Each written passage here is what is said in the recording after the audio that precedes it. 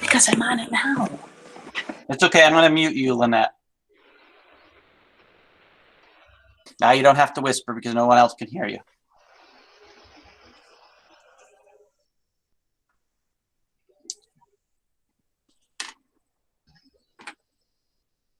All right, I did start the recording.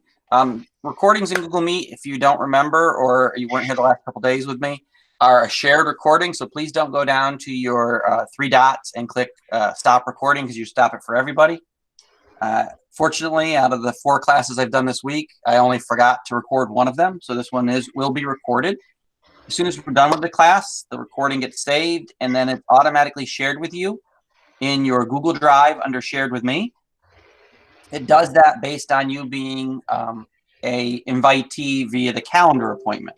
So if you did not register for the class and you aren't in this list of people for the calendar appointment, you will not get the recording afterwards. You can always reach out to me and I can share it with you separately.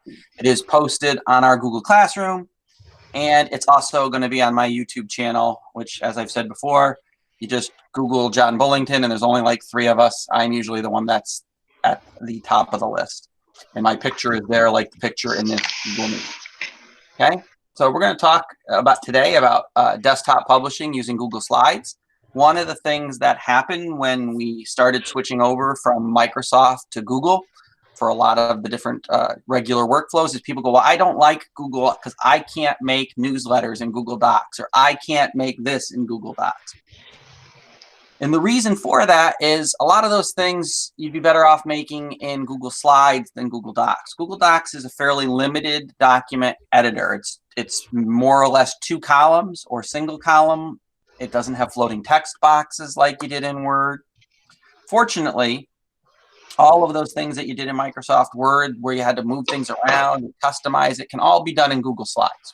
So again, the address for this presentation, if you want it, is right here. It's the https://bit.ly/Shen Publishing, and that will take you to this exact presentation, which I can already see that Jennifer is in.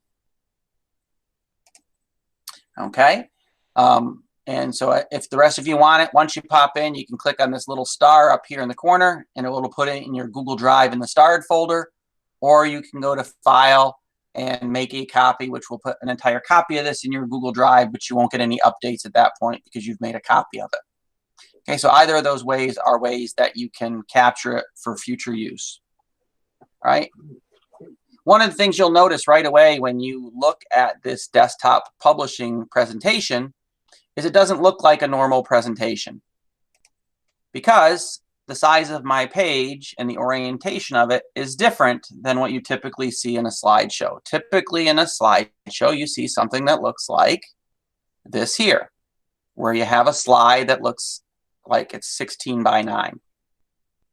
Okay, we're going to show you how to use Google Slides to make presentations that can be printed on paper and handed out to people. Okay, so in other words, desktop publishing. Okay, I just keep saying the word presentations because that's what Google calls Google Slides is presentations. But really, it's a lot more like Publisher in a desktop publishing program than a lot of people realize. Okay, so we're going to go through this. As we go through, please, please, please, please, please feel free to unmute your mic and shout your questions at me. I want this to be as participatory as possible. I will occasionally ask questions where you can unmute your mic and answer or type it in the chat. For those of you who don't know where the chat is, in the upper right-hand corner of your screen, you will see a little white bar that has a people symbol with 19 on it and then a little chat bubble next to it and then your picture next to that. If you click on that little white bar, you can open up the tab and then click on chat to open up the chat screen where you can type your questions. I will try to answer your questions as I see them, but one of the things that always happens in a Google chat that goes along with a Google meeting is usually if I can't answer your question right away, someone else does for you when they understand how to do it. So please use the chat and unmute your mic and talk to me when you have questions, okay? Or if you just have observations. Doesn't even have to be a question. All right.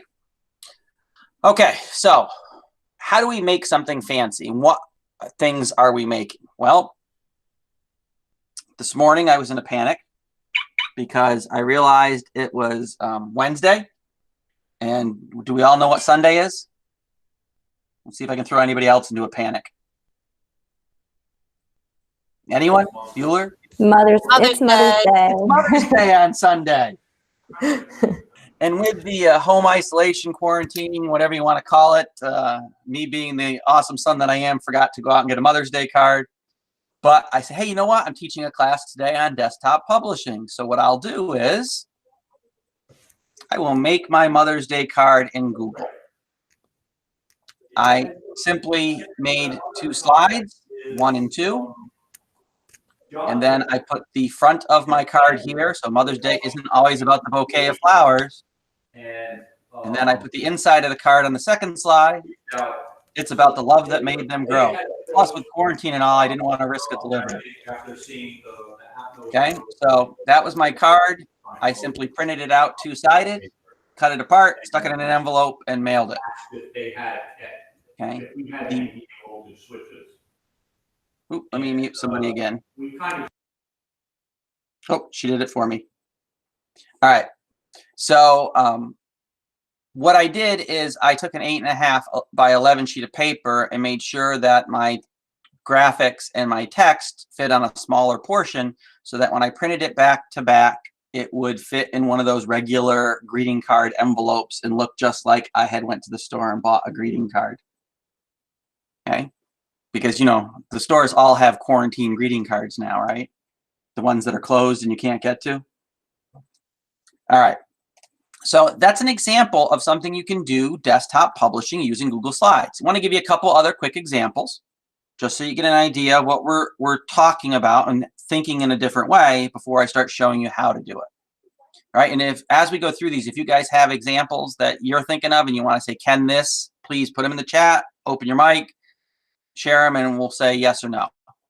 So this is a copy of our PD newsletter that we send out every end of the week, the virtual classroom newsletter. You're getting a sneak peek at what's coming out probably Thursday or Friday. Notice that one of the nice things with doing it in Google Slides is you do have animated GIFs and videos that you can embed right into the presentation. Okay. When you send it out to people, if you send it out as a Google slide, they'll have that same interactivity. If you print it, obviously they won't, but it still holds true in that you can make a newsletter where you arrange content however you want on the page. Something like this in Google Docs, not really possible. Google Slides, certainly possible. When we made this newsletter, we made sure that the slide size was 8.5 by 11, which gave us a portrait piece of paper to design on. So if people wanted to print this, they could. Then I've got one, do I have one more example? Oh, yes, I do. Ta-da. This is my Google Suites tip card. It's 2 pages, so I'm going to print it front to back. And you're going, well, those are awful weirdly looking pages in terms of how they're sized. It almost looks like they're 2 pages. It's because they are. I designed this slide to be printed on 11 by 17 paper and then folded in half to make a booklet. Okay, so you got to imagine front side of the card, back side, folded along this edge. Okay, so you can make your paper size, your slide size, any size you want so that when you print it, it fits on that size of paper. So that's where we're going to start with. How do we do that? How do we change the size of this slide? So what I'm going to do is real quickly is pop over here to my Google Drive. And if you don't or weren't with me yesterday, I will show you how when you're in your Drive to start a new presentation. Okay, so I'm going to simply click New. I'm going to come down here to Google Slides, and I'm going to select Google Slides. And in my Drive, it's going to put a Google Slides presentation. 2 things. By default, it comes in without a theme.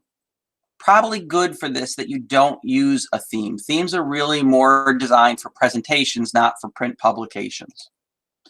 Second, it comes in with the automatic title layout. And so I'm just going to click in this layout box and choose blank. So I have a completely blank piece of paper. But that's a weird piece of paper because it certainly wouldn't allow us to print that out on a printer. So first thing you have to do, come up here to File, come down here to Page Setup, and then you get three choices: standard, widescreen, and wider screen. No, don't like those choices. Those are really for presenting in front of people where I'm talking, you're looking, and it's up on a screen. Okay, so what we're going to choose is custom down here. And when you choose custom, it allows you in inches to type any numbers you want in here. So if we wanted to print this on legal paper, 11 by 14. Okay, and that is legal paper being portrait. If we wanted it to print on legal paper being landscape, we just simply invert those numbers. And now we're designing to print it on legal paper. It is 11 by 14 for legal paper, isn't it? No, it's not. It's 8.5 by 14. I knew I was wrong.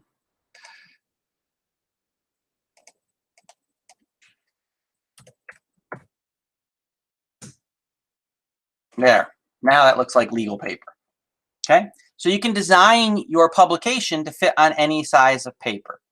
The one question that I will eventually get in here, so I'm going to start with it now, is can I have one page be landscape and one page be portrait? And the answer to that currently is no.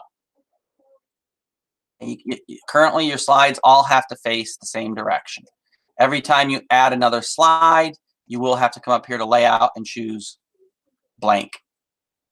Okay, so now we have our slides to work with, and we want to start putting content on here. I'm going to make this a standard size paper, though, just so it looks more familiar to us with 11 by 8.5. Actually, you know what we're going to do? We're going to make it portrait. If you forget to do that change the size of it after you design it, can you go back in and change it and it'll proportionately make it the size that you want? Or it will mostly proportionally change it. It will change the size of the paper to the size you want. The content that's placed on it, sometimes you're going to have to resize or move around a little bit, because it just can't fit, because the paper's proportions aren't the same as the 16 by 9 that you started with. Okay? So excellent question. All right, for those of you who don't know, you give it a name up here. What are we going to make this? Movie flyer. Okay, so you can make posters too. Okay, the one that I started with, the one that our presentation is in with all the instructions, that's really designed to be a printed flyer. You can see that I designed it to be printed out on 11 by 17 paper, which is the biggest size most of our copiers handle. Unless you're in a special office and have a special printer, but I'm not. 11 by 17 is as big as it gets. Okay, so the important thing to remember, especially when you're looking at this slide I have up here now, this page I have up here now, is that Google Slides works in layers. The first thing you put on a page is in the background layer, and then every subsequent thing gets closer and closer to the viewer's eye, or the foreground. So when you're building something, you want to think about that as you build it, because you're going to have to layer things properly in order to do it. So this particular image that we have here is for this class that we're doing right now. So what I started with is I started with coloring my page so that the color of the page fit kind of with the graphic I was going to put up at the top. So going back over to our movie flyer, you simply right-click on the page and go to change background if you want to change the color of the page. Okay, if you're printing on colored paper, obviously you wouldn't do this. But if you're printing on white paper and you want it to look a slightly different color, and probably very little of this background is actually going to show.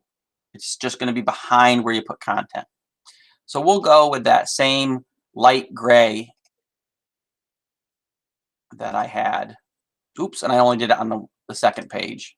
So I'll go back here. If you want to apply it to all the pages, so both sides, if you're printing double-sided, when you select it here, click Add to Theme, and it will put it on all of the slides that you add in there. Okay. There's no reason, by the way, front page, back of the front page, there's no reason why you can't add a third and a fourth slide, which would be a second page in this printout. Okay. So it can be as many pages as you want. I'm going to get rid of 3 and 4 though, and I'm actually going to get rid of 2 because I'm just going to do a 1-page movie flyer here. All right, so I've got my graphic, and now I got my page background, and so now I'm going to drop a graphic up the top because we're trying to make something that looks a little bit like this. All right, so I simply go to Insert, I go to Image, and I go to Search the Web. If you already have the image in your Google Drive, more power to you. So I'm going to go with Disney movie.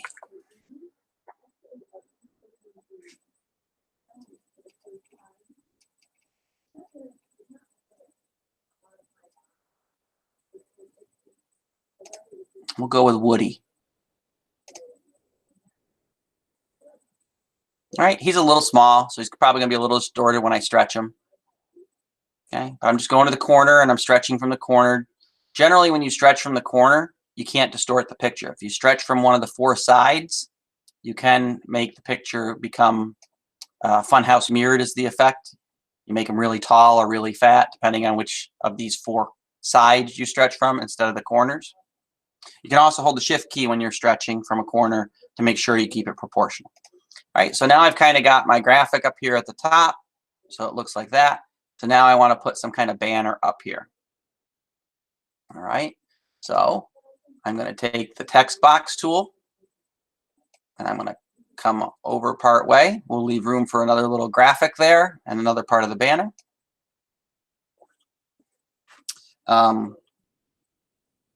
Help my 50-year-old brain. Oh, it's Toy Story. I was going to ask what the movie was, but it's Toy Story. All right, we can make this font much bigger by simply clicking in here. Know that these are not your only choices. If 60 isn't big enough, you can click right in this box, delete out the 60, and type 73.8. Any number you want, and it will make that font that size. Okay. Know that if you change the font, it will look bigger or smaller because fonts take up more room depending on their shape. So sometimes when you have a 14-point Arial and a 14-point Times Union, they look way different size. It's just because of the shape of the characters. All right, so now I got that box, but that doesn't look good, right? Because it's hard to read over the top of that. So what I want to do is I want to put some fill in that box. So I'm going to just come up here and I'm going to pick some fill, and we'll fill it with white for now. But now we have another problem, right? What's the new problem I've created?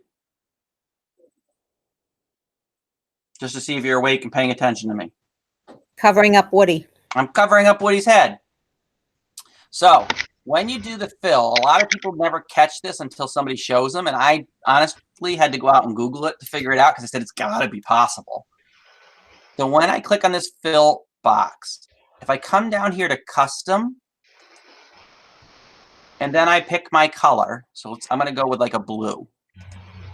I think a blue for Toy Story for some reason. So I'm going to slide this over to here. And then I'm going to bring this over to here. And I've got my blue color, right? See it there? It's hex code there. Here's the part most people miss, this transparency slider. If I slide this to halfway, what it's going to do is it's going to take that blue and make it 50% transparent, so whatever's behind it also shows through. You will have to fiddle with this slider to get the right balance, and that's going to be up to you. Okay? So I kind of like that, except my print is too dark. So what I'm going to do is I'm going to take my black font and make it white. And now I can still see my image. I can read my text clearly. Okay. Although I would like my text to be better centered in that text box. So up here, we have alignment tools. So we all know how to align to center. But in that same box in Google Slides, you also have a line vertically. So it puts it, you got to do both of those, middle and vertically, to get it to center perfectly in the box. Good? All right. Yeah. So now we're going to insert another graphic. And this time I want the Disney logo. By the way, do not show a Disney movie and make a flyer for a fundraiser in your school, because Disney sues those people and tells them that they need to pay a licensing fee. Even schools and PTAs have run afoul of this. And then they get a bill from Disney, and most of their profit from their fundraiser goes to paying Disney because they showed a Disney movie for free. They didn't even charge people to get in. They charge people for other things at the event. Doesn't matter to Disney.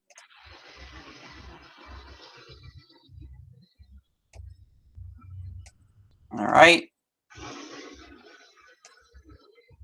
So now I'm going to put that Disney logo there. And we've kind of got a layering effect going on. So down here at the bottom is where we wanted to add in more information about the event.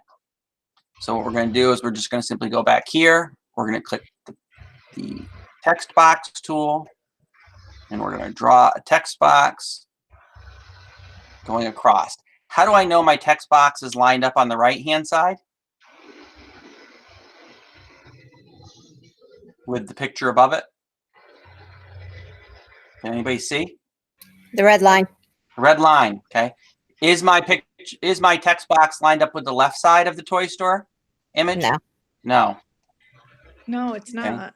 It's not. So I got to come over here and click and hold this and then drag it until I get that same red line, except I'm not getting it. And sometimes that happens. All right, so let's fill that text box before we lose it. I'm just going to fill it with white. Okay. So sometimes the red line doesn't appear and you're like, I think it's lined up, but I can't tell for sure. Well, if you can't tell, it's probably lined up. But here, I'll show you another trick. If I click on this box and I click this Format Options tool here, and I go to the size thing, it will tell me that this box is 8.16 inches wide and 4.71 high. If I also open this position, it will tell me that it's starting 0.17 inches from the left side of the screen. If I now click on my picture of Woody, he is also 8.16 inches wide, and he also starts from 0.17 from the left-hand side. So this formatting box allows you to just double check that visually you got it where you want in the red guidelines that pop up.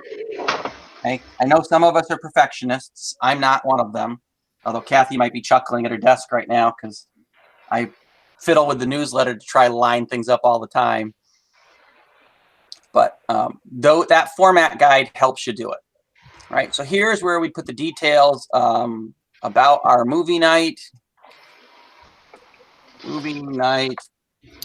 Come join us. Not really. You are supposed to self-quarantine. All right. So we'll make that much bigger.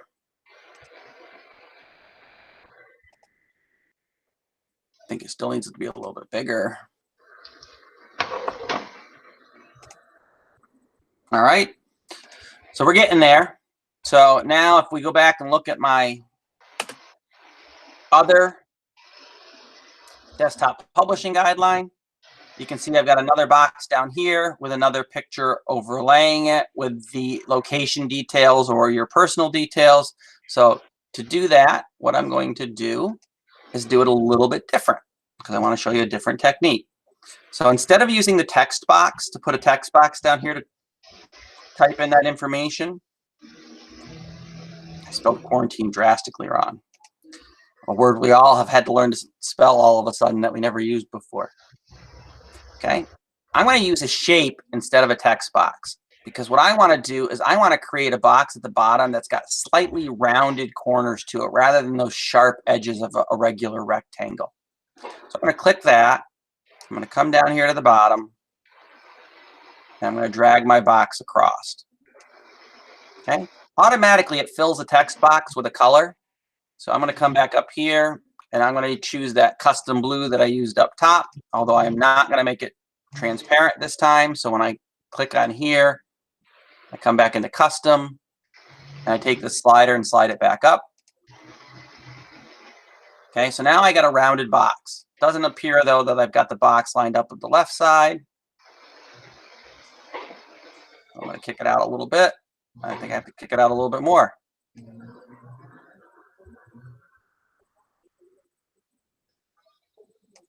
All right, so now my box stretches corner to corner, side to side, but there's no text in it because it's a shape. If you double click on it, it will bring up the cursor to type text, or if you right click on a shape, edit text is an option there. So either of those brings up the cursor for you to type text inside of a shape. Okay, so we'll say community center rec room, April 1st, 2030, 3 p.m. And obviously we want to make that font white like we did in the top one, because you want your font to contrast with your background color. And then we obviously want to kick up the size of it quite a bit, like so. What I'm actually going to do is I'm going to come in here and I'm going to hold down my shift key and hit enter so that it doesn't double space and only single spaces, and move that April down to the next line so that there's room for me to put my picture over here on the right, because I'm going to show you how to do that also. All right, so we're getting our layering going on. So now we're going to add an image. This time we're going to go to my Google Drive. And we're going to pick a pretty picture of me, which I think I have.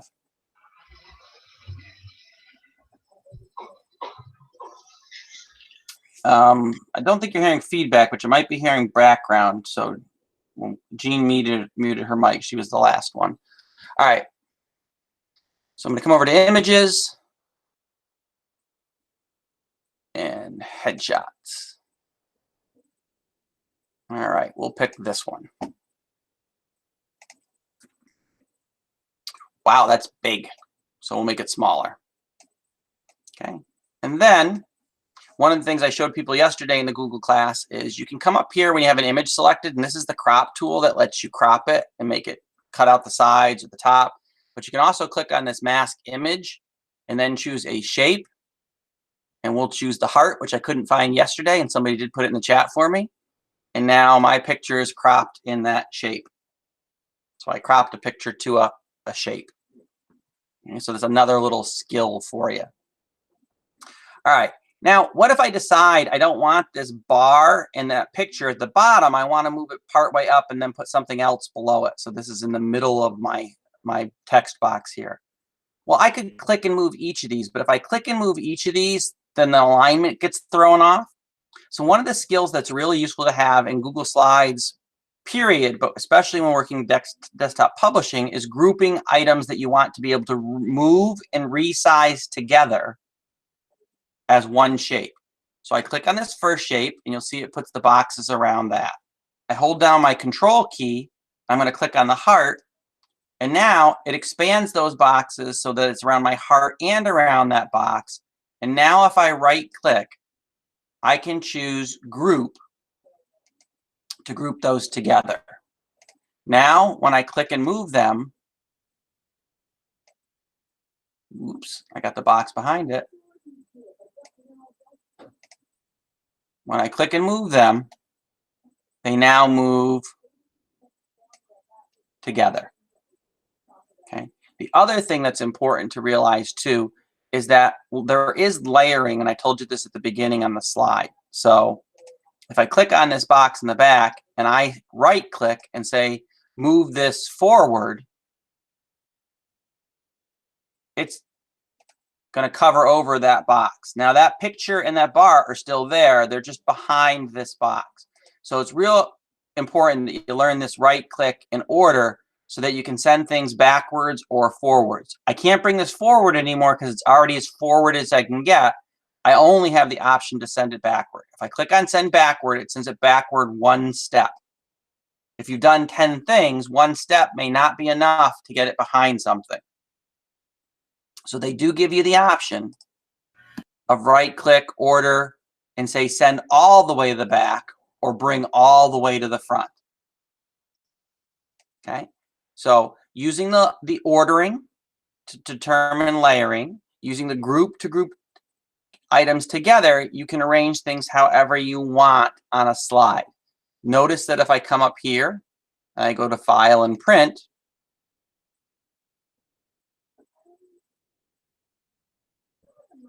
it's going to be able to print this on that page exactly how it appears, because we set the page size to 8.5 by 11. So the slide is going to just print out exactly like that. Okay, so there's a quick, how do I make a poster? Okay, how do I make a Mother's Day card? This one's a little tricky, making a card, because when you double side on most printers, it prints on the opposite edge of the paper. So the first page, I put the image all the way to the left. The second page, I put it all the way to the right, because when you flip the paper over in the copier, you want it to match up so that when you cut it out, you're not having white on both ends. I don't know if that makes sense. Cards are a tricky one because they're not symmetrical unless you make them exactly 8.5 by 11. Then it would print fine. All right, so let's see what other skills we have in our desktop publishing bucket that we need to cover. Okay, we're only going to deal with the Google Slides version today. This presentation previously took in how to do a table of contents in Google Docs, how to add headers and footers in Google Docs, how to add tables and shading in Google Docs. Okay, all of those Docs features we're not covering today. If you want those type of features, like a little bit more of an advanced Google's Doc class, just send Kathy Sim an email and she will yell at me to set up a new class. She doesn't yell at me, but she will tell me or remind me to set up a new class, and we'll get it on the schedule for you guys if that's something you wanted to. But with these classes being much closer to 35 to 45 minutes, because we're trying to keep your attention span focused on this, and 2 hours online on a class is too long, we'll move those into another class. All right, so we talked about how to do text boxes, and we talked about transparency, how to use that fill tool and make them transparent. We talked about how to layer objects, so bringing them forward or sending them backwards. Okay, add and customize shapes. We sort of did that with the masking of the picture, but just so we're clear, you have up here, oh, we also did it with our text box with the rounded corners. You have the shape tool where you have a whole bunch of different types of shapes that you can create and then type text within, or you can use them to make them transparent to highlight things. So for instance, if I take this shape and I go and make this a circle and I draw this circle up here. By the way, if you hold shift when you're drawing it, you can make it a perfect circle versus an ellipse.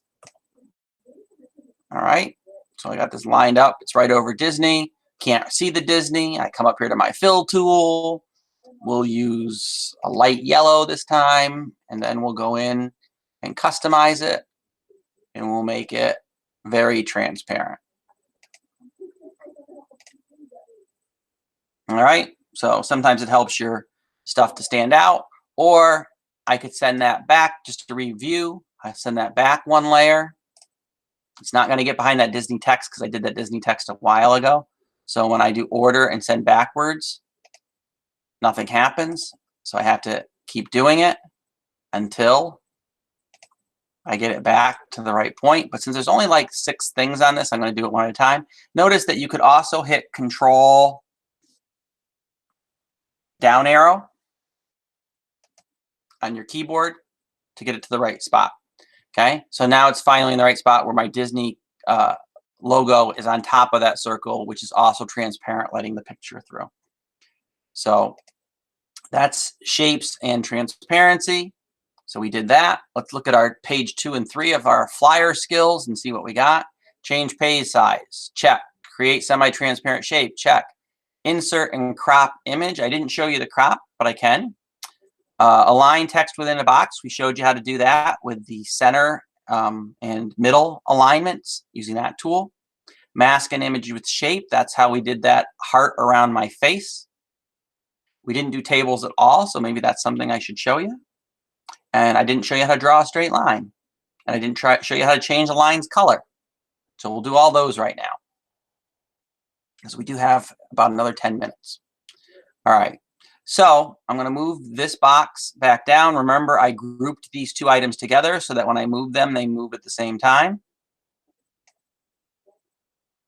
So now I've got some space in here. Up under the insert menu, you can insert a table. I don't like tables in Google Slides because they're big. They have a big border around them. As you can see by this default 2x2 table. Okay. However, you can right click on the table and go into format options. And then over here, you can choose how your text fills in the cells, how much padding there is between cells. So let's see. Monday, 3 p.m., Wednesday, noon. So we'll put a little table in with some more time information.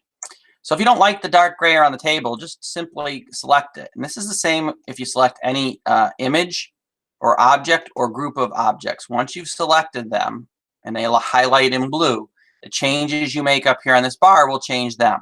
So I can change my border color to bright red. Okay. And then I change the border around that one cell because that's where I was clicked in. If I click and select all the cells, or I click on the frame, and then I do that same thing,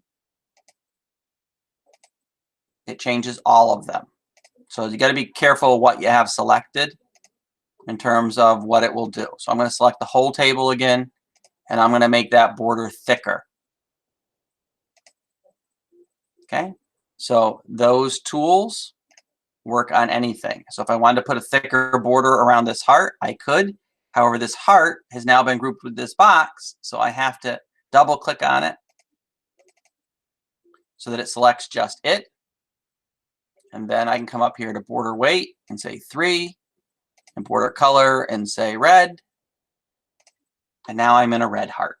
Or you could ungroup them and do it, but you don't have to ungroup them to make a change to an individual object. You just have to double click on it so it selects that part of the grouped object. Okay, so that's the border color, border thickness, and then you can also do dotted or dashed borders. Okay, if I want to draw a straight line to separate this top section from my bottom section, I click on the line tool here, and note there are various types of lines. You can do a straight line with no ends or with an arrow, and then you can curve them, you can scribble them, you can do all kinds of things, but we're just talking about a straight line here. So if I click here on the tool, I come down here with the plus sign and I start to draw, you'll notice that my line is crooked, right? It goes up. So how do we avoid that? If you hold down the Shift key and you drag it across, you can't drag it up or down. It won't let you.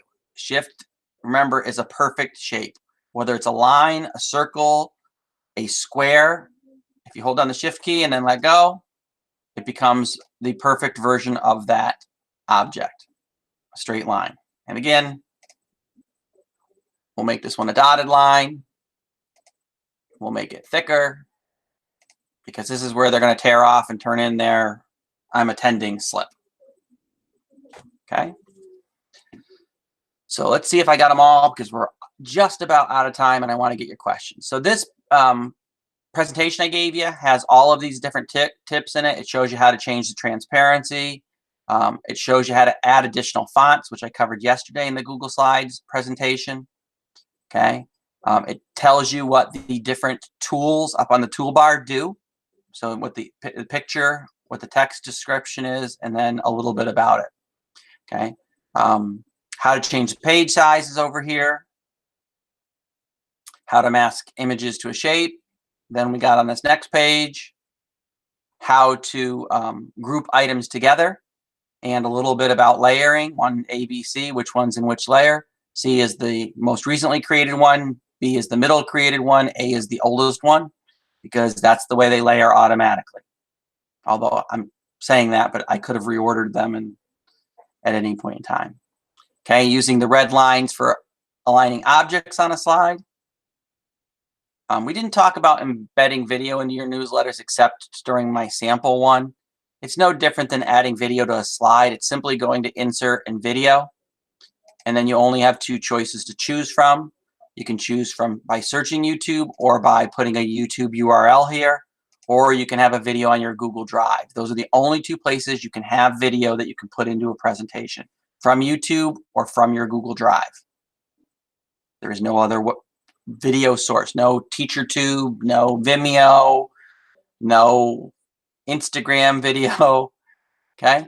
And then I got a bunch of little tips down here at the bottom of this for you. I'm not gonna go through each one of these for you, okay? There are a little couple other things that you may decide you want to be able to do in a Google slide presentation. All right, 3 minutes. I see a bunch of you looking down at pads where you're writing notes or typing out notes. So questions, what else do we have? Can I use slides to make a daily school bulletin? Most days, oops, it disappeared before I could read the last line, Josie, hang on a second. Most days the bulletin is 2 pages long. Do I create a template? Can I allow people to add information without deleting or changing the format? So yes, you can create a template. No, you can't restrict people from deleting stuff that's already in it if you're letting them add stuff to it. Okay, but yes, you can create a daily bulletin, certainly using Google Slides. One of the other things I suggest to people about the daily bulletins, and we can talk about this at a different time during office hours if you want. I like it when buildings make their daily bulletin in a Google Doc. It's not as graphic. I know you're elementary because you're over, I think, in Tasago, but I'm not 100%. I think it's Tasago. I like it at the middle school and secondary when they put it in a Google Doc, and then the next day they put that bulletin on the top 2 pages and everything pushes down. So it's all one long Google Doc for the entire year. And the reason why I like that is because then they can link that doc to their Inside Shen page or to a link on the website, or the teachers can bookmark it and they don't have to keep emailing it out every day. It's just one document that constantly changes. You could do that with Google Slides too and just push the slides down. It's not as friendly because it doesn't load up in that full page view that a doc does. But yes, certainly could do that. But you can't stop people from changing individual elements. You can have them either change it or not change it by using the sharing rights up here, but you can't do it for individual pieces. Other questions? Crystal has, can you still use a theme that you find online for the background of the flyer? Just need to change the size for the paper. I don't know the answer, Crystal. Yes, you could use a theme. I don't know if it's going to scale to the size of the paper properly. I think it will, but I'm not 100% sure.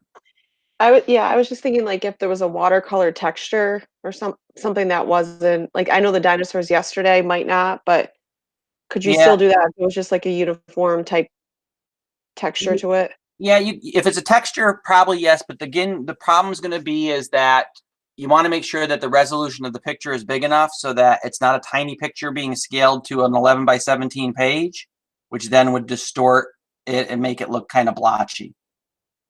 Okay. One thing I didn't show you guys, which is really cool, I'll do it over here real quick. And I'm not going to spend a lot of time with this, but one of the things that's really neat is these layouts that you see here. You can customize them and put things on a page that appear on all of them. So if I come up here and I go into slide and I go to edit master, and then up here at my very top slide is the master slide. If I go up and add a text box and I put it up here in the corner,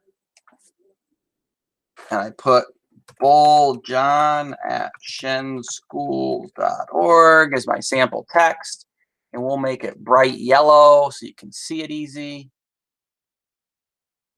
Most of the time you can see, we'll make the box bright yellow. That's even better. We'll make the font bigger. Apparently I made it smaller. All right. So you might have noticed what I did over here to the layouts. See how it put it on every one of them? As soon as I click this exit to exit master slides, notice that my two slides over here, this one has it, and this one technically has it, but it's on the background behind all of this stuff. So editing the master in slides lets you put things that appear on the background of every slide in the presentation. So you could insert that picture you wanted as a background that way through Edit Master, and then it would appear on every single one of your slides. Some more questions? All right, so for those of you who weren't ready to make the Google switch, hopefully seeing that you can use Google Slides to make any type of print publication you want will get you over that hump of saying, I can now get rid of Google or Microsoft Word or Publisher because I now know I can do those things in a Google Slide presentation and just have it be a print document. Also, if you want, when you're done making your slideshow, if you don't want to send them the Google Slides, you can come here to File and download as a PDF, and it will create a PDF that you can send to people of that document. Note that if you do a PDF, links work, embedded videos will not. All right, last call for questions. You guys are all so quiet today. I know it's hump day. I should have brought the Geico camel in a video to show you. So all of this is going to be at our disposal now. Since we've been in the class, all of the tip sheets and this whole presentation. So this presentation is not going to be, it's at your disposal anyway because it's available to anyone, but you do need the address for it. And the address was up here on this first slide. I will zoom in more.